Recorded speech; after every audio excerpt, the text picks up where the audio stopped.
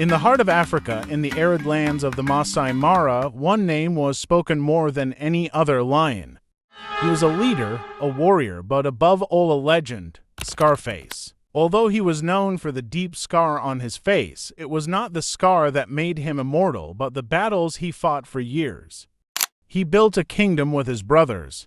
He ruled in his youth and survived by resisting in his old age. And in the end, he achieved something rarely seen in this cruel land. He died of natural causes. This video tells the true story of Scarface. Scarface was born in Masai Mara in 2007. He was one of 4 brothers. Together with Morani, Sikio, and Hunter, they grew up with a strong brotherly bond. Even at a young age, they all had great ambition and a desire to lead. But Scarface's path was different. It wasn't just the scar on his face that set him apart. This scar symbolized his stubbornness and the power to survive. He got the wound in a fight for territory. His eyelid was torn and never closed properly again, but that didn't stop him.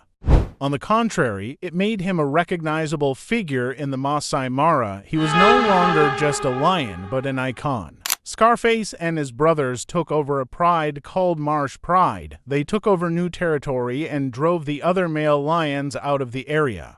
Scarface wasn't the leader of the group, but he was the most conspicuous with his silence, poise, and charisma. Over the years, new male lions began to arrive in the area. They all coveted Scarface's territory. He grew weary with each skirmish, but he didn't retreat.